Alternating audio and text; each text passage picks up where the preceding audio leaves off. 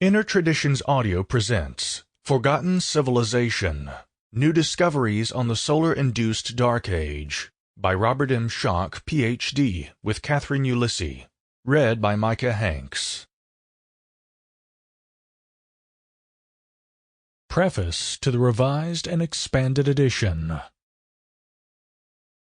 Initially, I was hesitant to produce a revised edition of Forgotten Civilization. For me, it is in some ways easier to start fresh and write a new book, and I have several in mind. However, Forgotten Civilization has found a wide audience, and I feel that at this point, nearly a decade since its original publication, readers deserve an updated version while keeping the tenor and feel of the original edition, first published in 2012. With this in mind, the original text, chapters 1 through 14 and appendices 1 through 5, has been kept intact. I have incorporated selected updates in these chapters, but none of these chapters has been fully rewritten. The major addition to this revised and expanded edition of the book is Chapter 15. In this new chapter, I discuss various developments that have taken place, evidence that has come forward, which supplement and reinforce the major themes of Forgotten Civilization.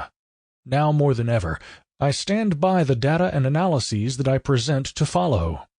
True civilization existed at the end of the last ice age, but was decimated by the natural catastrophes, namely solar outbursts, that brought the last ice age to a sudden end, circa 9700 BCE.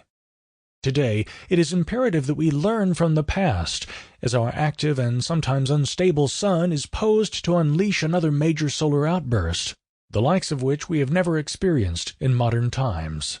The Carrington event, discussed in Chapter 12, is a minor herald of what the future will bring. While going through this revised and expanded version of Forgotten Civilization, I continue to be impressed by how much we do not know, how much we do not understand, and thus how much there is still to learn. Relative to some of the material in Chapter 14 in particular, I think of the early scientists working with electricity in the 17th and 18th centuries. They knew of electricity primarily in such forms as static electricity, spontaneous sparking, and lightning. How many people in circa 1740 could have imagined how we would tame, control, and use electricity for everything from cooking and heating to communicating through the internet and smartphones? In the future, how much better might we understand some of the topics discussed in this book? Topics that are highly controversial today, or even Sample complete. Ready to continue?